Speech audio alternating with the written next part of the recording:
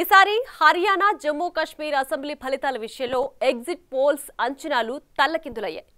Exit polls సరిగ్గా జనం నాడిని పట్టుకోలేదన్న విషయాలు అర్థమయ్యాయి. ఒకటి హర్యానాలో కాంగ్రెస్ కు తిరుగుండదన్నాయి. సీన్ కట్ చేస్తే బీజేపీకి తిరుగు లేకుండా పోయింది. అటు జమ్మూ కాశ్మీర్లో మెజారిటీ మార్క్ ఎవ్వరికి రాదని అంచనా వేయగా కాంగ్రెస్ నేషనల్ కాన్ఫరెన్స్ కూటమి విక్టరీ సాధించింది. అటు పీడీపీ తేలిపోయింది. ఇంకోవైపు జమ్మూ రీజియన్లో బీజేపీ ఎఫెక్ట్ చూపించినా కశ్మీర్ వ్యాలీలో మాత్రం పాస్ కాలేకపోయింది.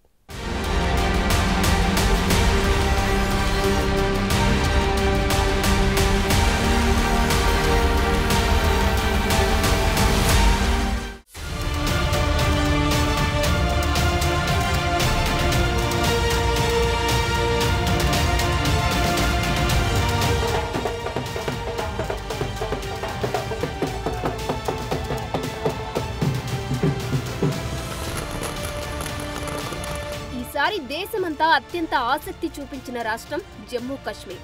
కేంద్రపాలిత ప్రాంతంగా ప్రత్యేక రాష్ట్రంగా ఉన్న ఈ రాష్ట్రంలో ఆర్టికల్ 370 రద్దు తర్వాత జరిగిన తొలి అసెంబ్లీ ఎన్నికలు ఇవే.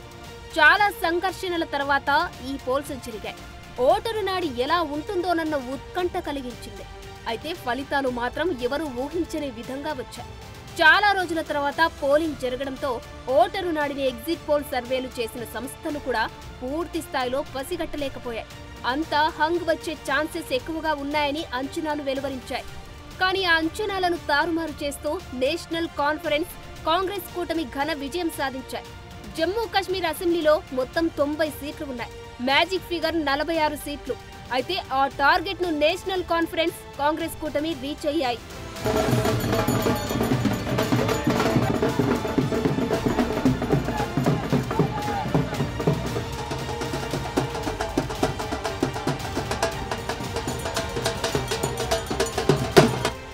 జమ్మూ కాశ్మీర్లో ఎప్పుడో 2014లో చివరగా అసెంబ్లీ ఎన్నికలు జరిగాయి.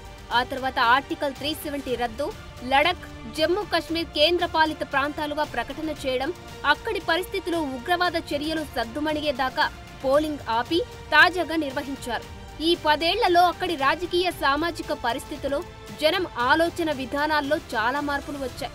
ఆ రిఫ్లెక్షన్ తాజాగా ఎన్నికల్లో కనిపించింది. ఊహించినట్లుగానే జమ్మూ రీజియన్లో బీజేపీ హవా చూపింది. కానీ కశ్మీర్ లోయలో మాత్రం పెద్దగా పాస్ కాలేకపోయింది. దీంతో మెజారిటీ మార్కుకు దూరంగానే ఉండిపోవాల్సిన పరిస్థితి వచ్చిందంటున్నారు. పైగా సింగిల్ గా పోటీ చేసింది. పోస్ట్ పోలో అలయన్స్ ఏదైనా వర్కౌట్ అవుతుందని చూసినా అది కూడా వర్కౌట్ అయ్యే పరిస్థితి లేదు. గతంలో బీజేపీ, పీడీపీ పొత్తులు పెట్టుకుని ప్రభుత్వం ఏర్పాటు చేసిన సందర్భం ఉండేది. కానీ చివరకు ఆ ఆప్షన్ కూడా లేకుండా పోయింది. మెహబూబా ముఫ్తీ నేతృత్వంలోని పీడీపీ కూడా పెద్దగా ప్రభావం చూపలేదు. ముఫ్తీ కుమార్తె ఇత్లీజా ముఫ్తీ ఓడిపోయారు. ఓవరాల్ గా 2 సీట్లకే పరిమితమైంది పీడీపీ. ఇక కాంగ్రెస్, నేషనల్ కాన్ఫరెన్స్ కూటమి జమ్మూ కాశ్మీర్లో మంచి ఫలితాలు సాధించాయి. మెజారిటీ మార్కుకు కాస్త దూరంలోనే ఆగిపోతాయని ఎగ్జిట్ పోల్స్ అంచనాలు రిలీజ్ చేసినా వాటిని తారుమారు చేస్తూ కథ మార్చేశాయి. ఏకంగా హాఫ్ సెంచరీ దాటేశారు. 90 సీట్లున్న జమ్మూ కాశ్మీర్ అసెంబ్లీలో హాఫ్ సెంచరీ సాధించడం అంటే మాటలు కాదు, క్లియర్ కట్ విక్టరీ కొట్టారు. నిజానికి జమ్మూ కాశ్మీర్లో మెజారిటీ మార్కు 46 సీట్లు. కానీ ఇక్కడో మెలిక ఉంది. లెఫ్టినెంట్ గవర్నర్ 5 సభ్యులను నామినేట్ చేసే అధికారం ఆయనకు ఉంటుంది. సో ఆ లెక్కన 95 సీట్లు అవుతాయి. అప్పుడు మెజారిటీ మార్కు 48 అవుతుంది. ఇప్పుడు 50 దాటడంతో ఇండియా కూటమికి వచ్చిన ఇబ్బందేమీ లేదు. ఒకవేళ హంగ్ వచ్చినా 48 సీట్లలోపు వచ్చి ఉంటే మాత్రం పరిస్థితి మరోలా ఉండేదన్న విశ్లేషణ ఉంది. అదేలాగో చూద్దాం. జమ్మూ కాశ్మీర్లో హంగ్ వచ్చి ఉంటే లెఫ్టినెంట్ గవర్నర్ నామినేట్ చేసే సభ్యుల ఓటింగ్ కీలకంగా మారి ఉండేది.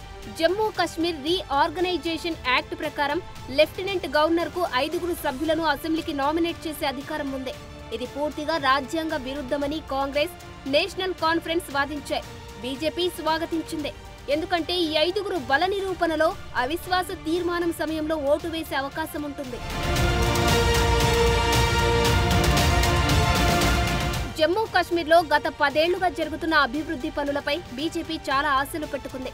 అలాగే గెలిస్తే రాష్ట్ర హోదా ఇస్తామని కూడా హామీ ఇచ్చారు. జమ్మూ రీజియన్లో 43 సీట్లు, కశ్మీర్ లోయలో 47 సీట్లు ఉన్నాయి. ఈ లెక్కన జమ్మూ ప్రాంతంలో చాలా వరకు గెలిచినా కొంత వ్యాలీలో కథ మారుతుందని, పార్టీల మధ్య ఓట్లు చీలుతాయని వీటితో పాటు లెఫ్టినెంట్ గవర్నర్ నామినేట్ చేసే సభ్యులతోనైనా గట్టెక్కుతామని చాలా లెక్కలు వేసుకున్నారు. కానీ ఫలితాల తర్వాత అవేవి వర్కౌట్ అయ్యే పరిస్థితి కనిపించడం లేదు. నేషనల్ కాన్ఫరెన్స్ కాంగ్రెస్ కూటమి క్లియర్ కట్ మెజారిటీ సాధించడంతో జమ్మూ కశ్మీర్ కథ చాలా వరకు మారిపోయింది. ఇప్పుడే కొత్త కథ మొదలవుతుంది. జమ్మూ కశ్మీర్లో నేషనల్ కాన్ఫరెన్స్ కాంగ్రెస్ ఇచ్చిన హామీలు కూడా చాలా ప్లస్ అయ్యాయి.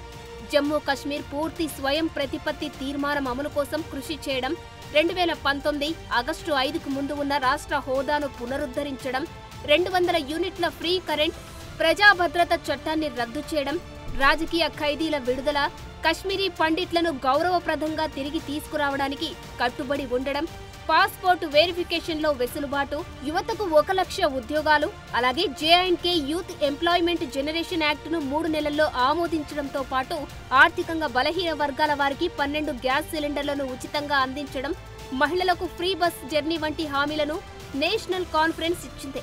అవన్నీ వర్కౌట్ అయ్యాయి. అలాగే కాంగ్రెస్ కూడా మరికొన్ని వినూత్నంగా హామీలు ఇచ్చి సక్సెస్ అయింది. అందులో ప్రకృతి వైపరీత్యాల నుండి అన్ని పంటలకు బీమా కల్పించడం, యాపిల్కు కిలోకు 72 కనీస మద్దతు ధర ఇస్తామని చెప్పడం, భూమి లేని వారికి, కౌలుదారులకు, భూమి ఉన్నవారికి ఏటా 4000 ఆర్థిక సహాయం, ప్రభుత్వ భూమిని సాగు చేసే భూమి లేని రైతులకు 99 సంవత్సరాల లీజుకు ఇవ్వడం, ఇలాంటివి హామీ ఇచ్చారు. రైతులకు 100% సాగునీరు అందేలా 2500 కోట్ల నిధిని ఏర్పాటు చేస్తున్నట్లు హామీ ఇచ్చారు. జమ్మూ కాశ్మీర్ యువతకు, అర్హత కలిగిన యువకులకు 1 ఏడాది పాటు నెలకు 3500 వరకు నిరుద్యోగ భృతి ఇస్తామన్నారు. అలాగే గెలిచిన 30 రోజుల్లోగా జాబ్ క్యాలెండర్ రిలీజ్ చేసి 1 లక్ష ప్రభుత్వ ఉద్యోగాలు భర్తీ చేస్తామని చెప్పడం చాలా కలిసి వచ్చాయి.